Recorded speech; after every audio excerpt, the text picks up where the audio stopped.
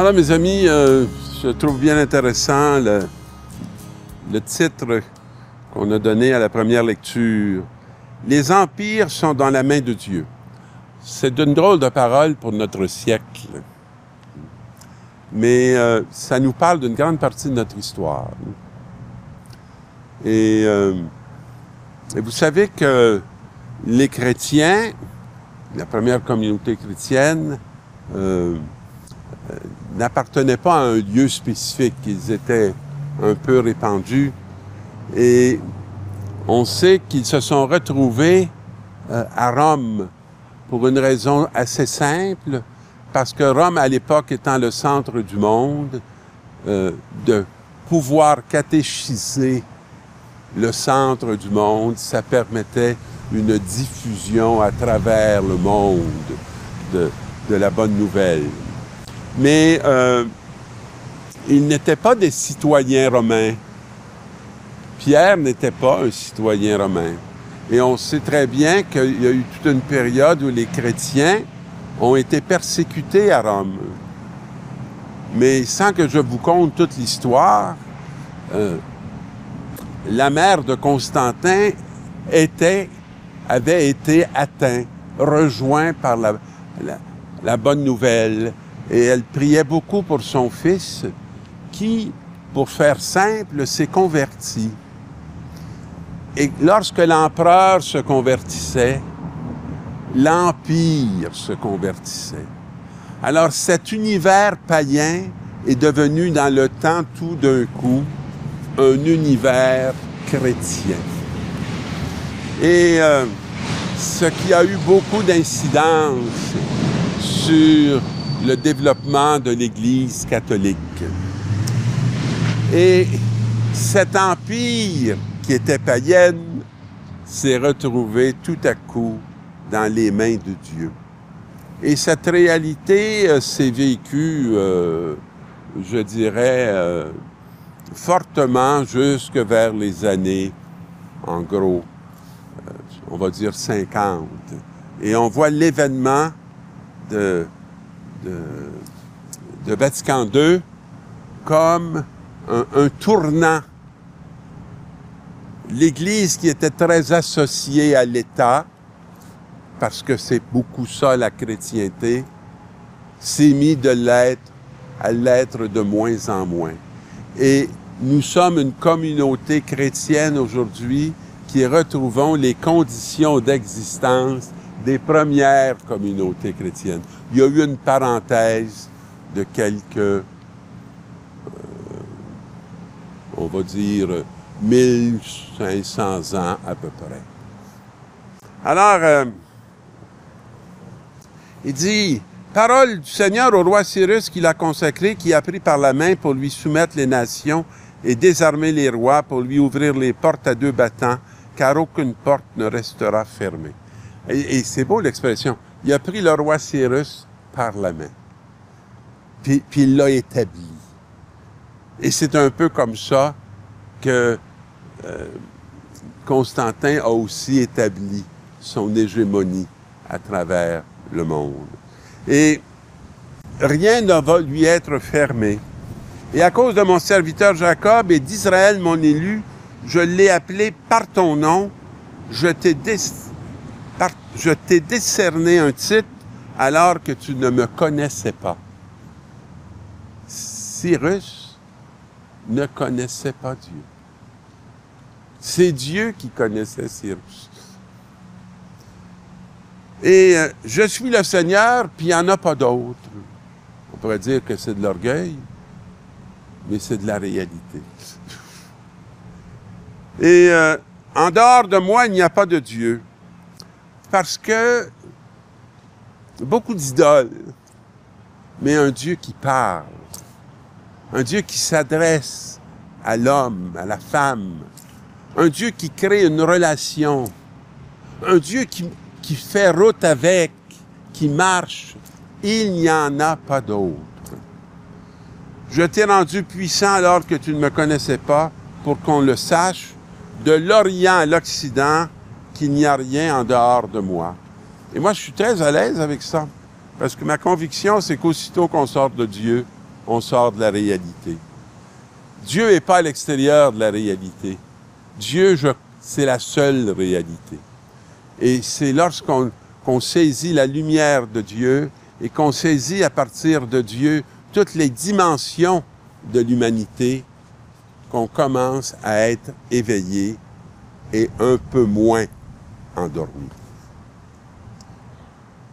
Nous, Paul, Sylvain et Timothée, nous vous adressons à vous, l'Église de Thessalonique, qui en Dieu le Père et en Jésus-Christ le Seigneur, que la grâce soit avec vous.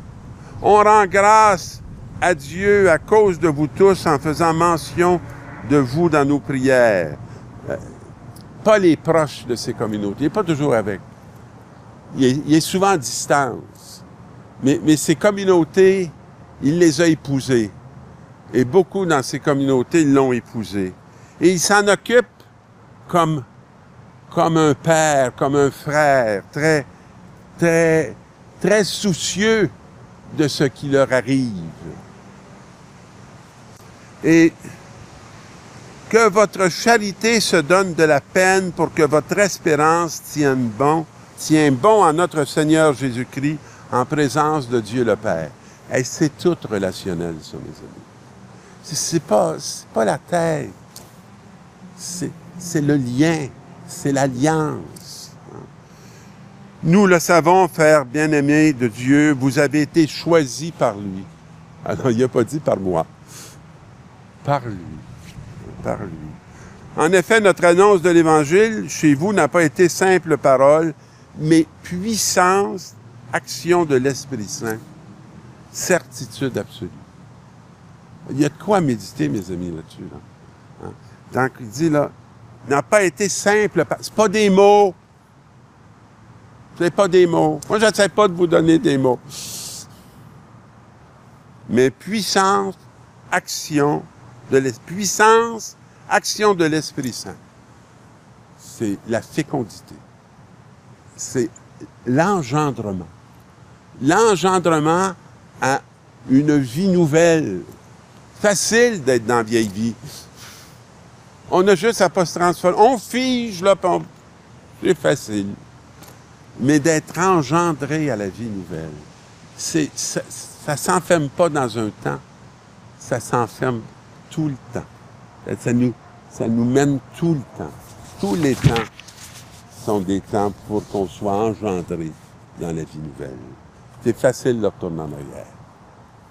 Alors, les pharisiens se concertèrent pour voir comment prendre en faute Jésus en le faisant parler. Bon, pas commencer à cette époque-là, hein. Nous autres, on fait ça souvent aussi. Faire parler le monde. Pour les prendre en faute. Vous n'avez jamais utilisé ça? Moi, je l'ai utilisé. J'essaie de l'utiliser de moins en moins. Parce que j'aime pas ça. Parce que c'est pas sensé. C'est insensé. C'est manipulateur. Ça ressemble pas au Dieu auquel je veux appartenir. Ça ressemble à l'adversaire. Il m'intéresse pas. Alors, il lui envoie leurs disciples accompagnés des partisans d'Hérode. Nous le savons, tu es toujours vrai et tu enseignes le vrai chemin de Dieu. Hein, c'est la flatterie, la séduction, c'est ça. Tu ne laisses influencer par personne. C'est-à-dire qu'on flatte l'orgueil, hein, on y va.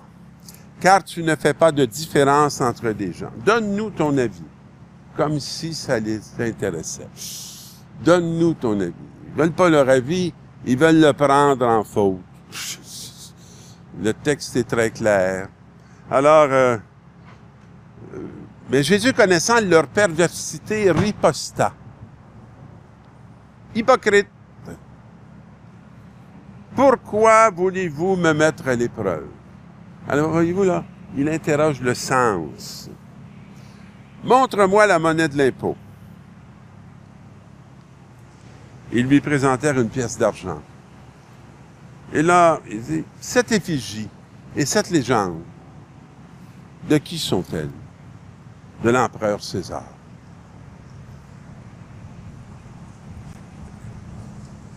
Alors il leur dit, rendez donc à César ce qui est à César, et à Dieu ce qui est à Dieu. L'argent, c'est à César. Mais nous, c'est à Dieu qu'on appartient. Ce que l'on est, ce que l'on devient, ça appartient à Dieu. Fait que nous avons, nous, à nous livrer, à nous offrir, comme Jésus-Christ. C'est pas mal plus difficile que de payer les impôts. Alors, on va demander au Seigneur d'être capable d'être dans cette conscience et de rendre à Dieu ce qu'on a à lui offrir, parce que tout vient de lui, tout est pour lui et tout est en lui. Qu'on puisse avoir la joie de commencer à être de ces hommes, de ces femmes nouveaux, capables de s'ouvrir à lui et à tous nos prochains. Bonne semaine, mes amis.